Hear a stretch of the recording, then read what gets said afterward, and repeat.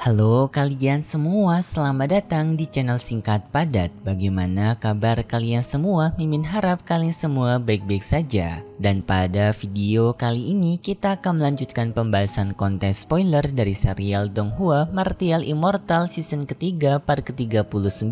Dan langsung saja kita masuk ke bagian cerita terbarunya. Cerita ini berlanjut dengan Ye Chen yang telah berhasil mengalahkan Raja Iblis Kui. Dan di sini Ye Chen bertemu dengan Ketua Danceng yang memberikan tawaran kepada Ye Chen mengenai hadiah yang Ye Chen inginkan. Karena Ye Chen yang telah menyelamatkan mereka semua dari serangan Raja Iblis Kui sebelumnya. Ketua Danceng bertanya kepada Ye Chen berapa banyak harta yang Ye Chen inginkan. Ye Chen menjawab kalau dirinya sebenarnya tidak membutuhkan harta tersebut. Suanu juga setuju dengan perkataan Ye Chen, apalagi Ye Chen sekarang merupakan pemimpin dari istana Yan Huang, maka kekayaannya akan sangat melimpah dan pastinya Ye Chen tidak akan membutuhkan uang dari mereka. Ketua Danceng bertanya kepada Ye Chen lalu bagaimana cara mereka bisa memberikan ucapan terima kasih kepada Ye Chen. Suanu pun menyarankan kepada Ketua Danceng untuk mereka membuat perjanjian, yaitu beraliansi saja dengan istana Yan Huang milik Ye Chen. Para tetua yang mendengar itu pun sangat kaget, termasuk Ketua Danceng. Jenderal Danwei juga sangat kaget dan ia tidak menyetujuinya karena kota Danceng sudah sejak lama tidak terlibat dengan urusan dunia luar. Urusan politik, urusan peperangan mereka tidak akan pernah ikut campur karena pihak dari kota Dan yang selalu netral dan itu sudah berlangsung ribuan tahun. Ketua Danceng pun bertanya kepada Suanu apakah Suanu mengerti perkataan yang tadi ia katakan, apalagi Suanu merupakan calon pemimpin dari kota Dan selanjutnya setelah Ketua Danceng. Jika Suanu telah berkata seperti itu, maka Suanu telah terang-terangan melanggar aturan dari kota dan mereka. Dan tak disangka Suanu malah menjawab jika dirinya nanti akan menjadi pemimpin dari kota Dan, maka ia akan setuju untuk bergabung bersama istana Yan Huang. Ketua Danceng pun sedikit kesal dengan pernyataannya Suanu dan ia mengatakan bagaimana jika dirinya tidak menyetujui hal tersebut. Suanu tidak peduli dengan pendapat dari Ketua Danceng. Jika Ketua Danceng tidak ingin kota dan mereka beraliansi dengan istana Yan Huang, maka Ketua Danceng bisa mencari calon pemimpin yang baru. Karena mau bagaimanapun juga jika dirinya telah menjadi penguasa kota Dan, maka ia akan tetap menenggukan hatinya untuk bergabung bersama aliansi istana Yan Huang. Ye Chen yang mendengar itu hanya bisa kaget dengan perkataan dari Suanu. Tak disangka Ketua Danceng sangat marah dengan perkataan Suanu ini. Ia berniat ingin memberikan hukuman kepada Suanu, yaitu dengan memberikan pukulan kepada Suanu karena menganggap jika Suanu telah membangkang dengan kota dan mereka. Para tetua lainnya pun menenangkan Ketua Danceng dan juga mengatakan kepada Ketua Danceng bahwasanya Suanu ini memiliki niatan baik kepada mereka untuk memajukan kota dan mereka mungkin dengan cara beraliansi dengan istana Yan Huang. Suanu menjawab tentu saja iya, rencana mereka untuk tidak ikut campur dalam urusan luar, hal tersebut tidak berguna karena mau bagaimanapun juga kota dan mereka akan selalu mendapatkan musuh. Tidak peduli mereka beraliansi ataupun tidak beraliansi, sama seperti kejadian sebelumnya yang mereka mendapatkan serangan dari leluhur mereka terdahulu. Jadi lebih baik mereka beraliansi saja dengan istana Yan Huang, maka kota dan mereka akan jauh sangat lebih aman daripada situasi saat ini. Ketua Wu yang mendengar itu setuju dengan perkataan Suanu, apalagi sekarang situasinya telah berbeda dengan pada zaman kuno waktu leluhur mereka masih mendirikan kota Dan. Waktu itu kota Dan memang berada di masa kejayaannya karena tidak adanya peperangan, tetapi pada saat ini dunia sudah mulai memanas dan mereka akan saling berperang. Jika kota Dan tidak segera mendapatkan kekuatan aliansi, maka kota Dan akan dengan sendirinya ikut hancur dalam peperangan tersebut. Mengikuti aliansi bersama Ye Chen, maka hal itu sudah akan sangat membantu meningkatkan keamanan dari kota dan mereka. Ye Chen juga berani berjanji kepada Ketua Danceng bahwasanya ia merupakan pemimpin dari istana Yan Huang, berjanji kalau ia akan melindungi istana Yan Huang sampai kapanpun, tidak peduli ratusan tahun, ribuan tahun, puluhan ribuan tahun selama dirinya menjadi pemimpin dari istana Yan Huang, maka Ye Chen akan berjanji untuk menjaga kota dan mereka, dan Ye Chen tidak akan pernah menindas kota dan mereka mau bagaimanapun alasannya. Suanu yang mendengar itu pun sangat terharu dengan perkataannya Ye Chen. Tetua Danwu sekali lagi menyarankan kepada Ketua Danchen untuk menyerahkan masalah ini kepada generasi muda yaitu Suanu.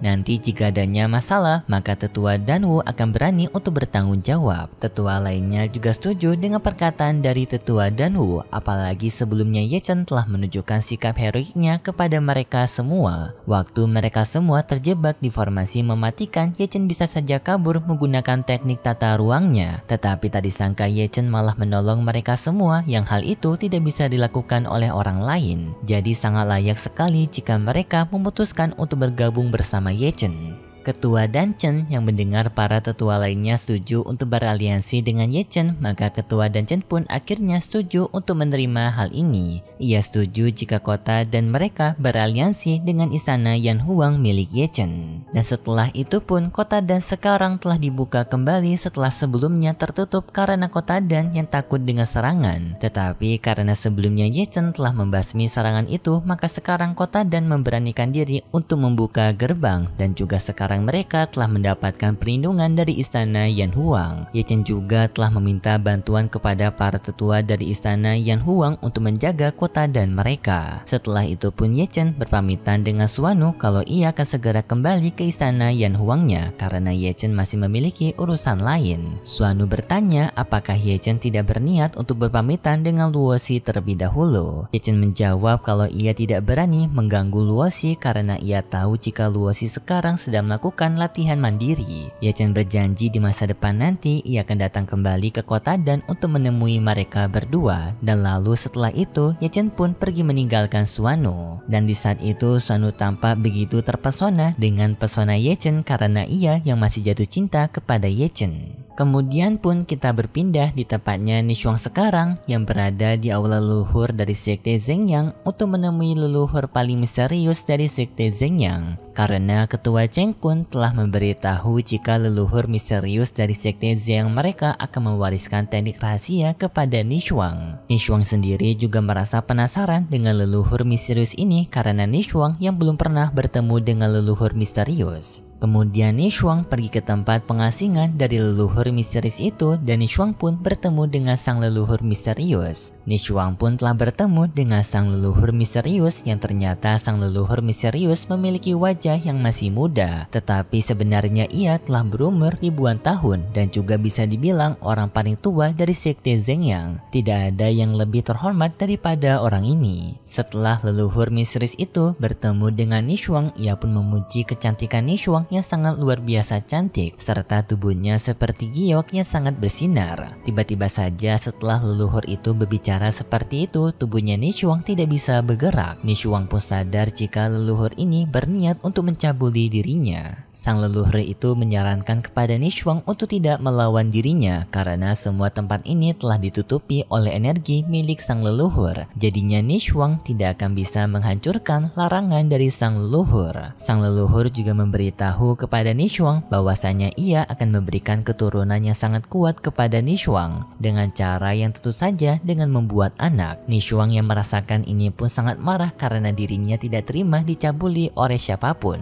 Nishuang lebih baik mati daripada dirinya memberikan tubuhnya kepada sang pria. Lalu Nishuang pun meledakkan kekuatan dan hai pada tubuhnya, membuat ledakan yang besar di tempat dari sang leluhur. Ledakan dari dan hai-nya Nishuang membuat sebuah ledakan yang sangat besar sampai menembus ke atas gunung. Dan kebetulan pada saat ini Ye Chen yang berniat ingin kembali ke istana Yan Huang melihat ledakan itu dan mencoba untuk memeriksanya. Dan di sana Ye Chen sangat kaget karena ia bertemu dengan Nishuang yang telah terlontarkan akibat ledakan dari tubuhnya Nishuang sendiri. Ye Chen bertanya kepada Nishuang apa yang sedang terjadi. Namun di saat itu tiba-tiba saja Ye Chen melihat adanya sesosok orang kuat keluar dari dalam gua itu. Nishuang memberitahu kepada Ye Chen bahwasanya orang tersebut merupakan pasukan mayat tetapi lebih kuat daripada pasukan mayat biasa yang disebut pasukan mayat khusus bernama pasukan mayat Kui. Dan pasukan mayat ini merupakan milik dari Raja Falun, yang dimana Raja Falun ini merupakan tetua leluhur sebelumnya yang berniat untuk mencabuli Nishuang. Ye Chen pun bertanya kepada Nishuang kenapa Nishuang malah dihajar oleh Raja Fan padahal Nishuang merupakan orang suci dari sekte Zhengyang. Nishuang menjawab jika Raja Fan Huang berniat untuk menciptakan keturunan kuat dari darah keturunan tubuh spiritual milik Nishuang. Ye Chen yang mendengar itu pun sudah mengerti masalah yang sedang terjadi. Lalu Ye Chen pun bertarung melawan pasukan Kui itu menggunakan tembasan Bang Huangnya, tetapi serangan itu tidak dapat melukai pasukan Kui tersebut. Ye Chen menambahkan kekuatannya dengan meminjam kekuatan dari roh naga primordial Long Ye. Lalu Ye Chen pun mengeluarkan serangan ribuan pedang menghadap raja. Serangan itu berhasil melukai pasukan Kui, tetapi sayangnya regenerasi dari tubuh pasukan Kui itu sangat cepat, membuat tubuhnya bisa pulih kembali. Ye Chen masih belum menyerah, ia pun menggunakan pedang Heavenly-nya menusuk ke arah dari pasukan Kui itu. Tetapi pasukan Kui itu dapat menangkap pedangnya Ye Chen dan langsung melemparkan pedangnya Ye Chen ke belakang. Pasukan Kui itu pun berniat untuk menghabisi Ye Chen menggunakan kapaknya sambil memberitahu kepada Ye Chen untuk tidak ikut campur dalam masalah orang lain di kehidupan selanjutnya. Ye Chen menjawab untuk melihat ke belakang yang ternyata Ye Chen telah menggunakan teknik dari tubuh daunnya mengambil pedang Heavenly Ye Chen yang terlepas dan lalu menggunakannya untuk menyerang ke arah dari pasukan Kui itu, membuat pasukan Kui itu pun terjatuh. Tetapi tak disangka pasukan Kui itu masih bisa berdiri kembali untuk melanjutkan pertarungan. Akibatnya Ye Chen mendapatkan serangan pukulan telak dari pasukan Kui tersebut.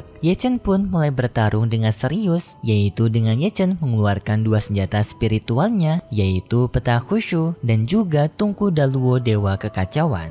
Berkat kedua senjata spiritual milik Ye Chen pun bisa mengalahkan pasukan Kui itu dengan membelahnya menjadi beberapa lapis. Ye Chen juga menghabisi mayat dari pasukan Kui itu menggunakan apinya, membakar pasukan Kui itu sampai menjadi abu. Nishuang bertanya kepada Ye Chen kenapa Ye Chen menolong dirinya. Ye Chen menjawab bahwasanya jika Nishuang masih memiliki hutang budi kepada Ye Chen dan Ye Chen tidak ingin membiarkan Nishuang mati sebelum Nishuang membayar hutang budi tersebut. Dan karena situasi sekarang yang kemungkinan Nishuang tidak akan diterima lagi kepada sekte Zhengyang, karena bisa dibilang Nishuang sekarang telah membangkang kepada sekte Zhengyang karena telah melawan leluhur tertinggi mereka. Jadinya Ye Chen memberikan tawaran kepada Nishuang bagaimana jika mereka berdua bekerja sama untuk melakukan pertempuran melawan sekte Zhengyang. Namun Nishuang menjawab kalau dirinya masih belum bisa melakukan hal tersebut karena bagi Nishuang sekte Zhengyang merupakan keluarganya. Ye Chen menjawab kalau Nishuang tidak akan bisa mendapatkan kedamaian walaupun Nishuang sangat ingin sekali kedamaian itu. Karena Nishuang yang telah dianugerahi dengan tubuh spiritual, maka peperangan akan selalu menyelimuti Nishuang kapanpun Nishuang berada. Dan Ye Chen menyarankan kepada Nishuang bagaimana jika Nishuang bergabung saja bersama ia dan setelah mereka menguasai dunia maka mereka tinggal menciptakan dunia yang aman dan juga sejahtera. Tidak ada lagi pertempuran yang berani untuk mengikatkan Nishuang.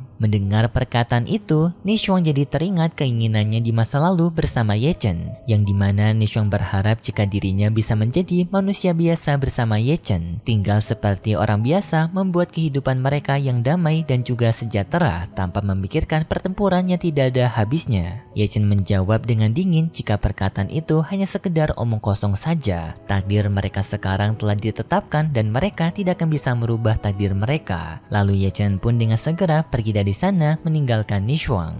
Namun baru saja Ye Chen pergi dari sana, tiba-tiba saja Ye Chen dihadang oleh Raja Fan Hua, yaitu orang sebelumnya yang berniat untuk melecehkan Nishuang.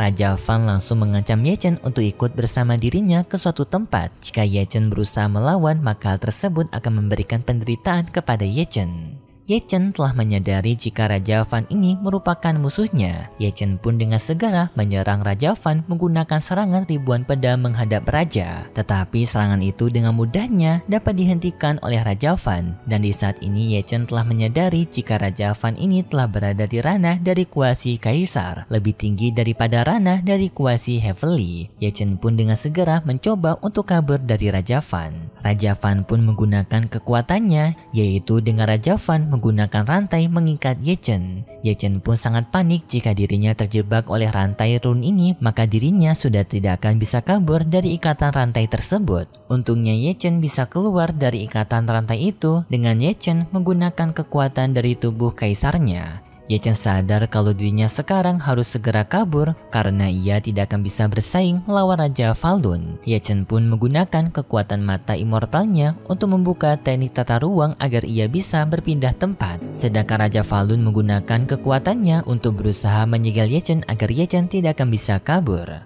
Lubang hitam berhasil dibuka oleh Ye Chen dan Ye Chen masuk ke dalam lubang hitam tersebut. Raja Falun sangat kaget karena orang semunda ini bisa menggunakan teknik yang sangat tua, yaitu teknik lubang hitam. Namun baru saja Ye Chen menggunakan teknik lubang hitamnya, Ye Chen keluar dari lubang hitamnya. Karena ternyata di dalam lubang hitam tersebut, Ye Chen malah mendapatkan serangan dari badai luar angkasa yang mengharuskan Ye Chen untuk segera keluar dari teknik lubang hitamnya. Dan sekarang Ye Chen mau tidak mau harus bertarung melawan Raja Falun menggunakan kekuatannya. Ye Chen pun menyerang Raja Falun menggunakan teknik tebasan Bang Huang. Tetapi tak disangka Raja Falun bisa menghentikan teknik tebasan Bang Huang dari Ye Chen hanya dengan sentuhan jari kecilnya saja. Dan setelah itu Raja Falun membalas serangan Ye Chen menggunakan daya serang yang sangat dahsyat, bahkan sampai membuat Ye Chen terhempas ke gunung dengan sangat kuat. Ye Chen pun sekarang tidak memiliki pilihan lain untuk sekali lagi menggunakan teknik dari api Amaterasu-nya. Tetapi baru saja Ye Chen menggunakan teknik api Amaterasu-nya Ye Chen, tiba-tiba saja tubuhnya Ye Chen mengalami luka karena tubuhnya Ye Chen yang sudah tidak sanggup untuk mengeluarkan kekuatan yang lebih menggunakan teknik api Amaterasu-nya. Sekarang pun bergantian Raja Falun yang mengeluarkan tekniknya membagi tubuhnya menjadi dua, berniat untuk menghabisi Ye Chen pada saat ini juga. Raja Falun menantang kepada Ye Chen apakah Ye Chen hendak ingin menggunakan teknik rahasianya lagi. Jika Ye Chen hendak menggunakan teknik rahasianya, maka Raja Falun akan memberikan kesempatan kepada Ye Chen. Tetapi karena sekarang Ye Chen berada di kondisinya yang kritis, membuat Ye Chen tidak bisa lagi mengeluarkan serangannya. Raja Falun pun melepaskan serangannya kepada Ye Chen menggunakan telapak tangan kegelapan. Namun di saat itu tiba-tiba saja serangan itu dihentikan oleh Master Du Guao yang datang ke tempat Ye Chen menolong Ye Chen. Tetapi sepertinya untuk pembahasan konten spoiler dari serial Donghua Martial Immortal season ketiga part ke-39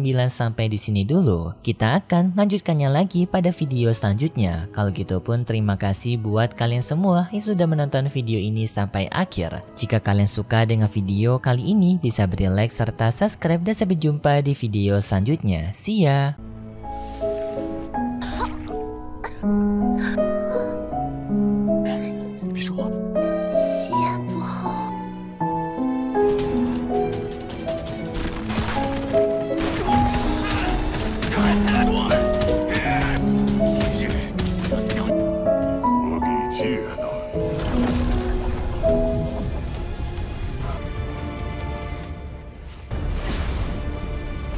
嗯。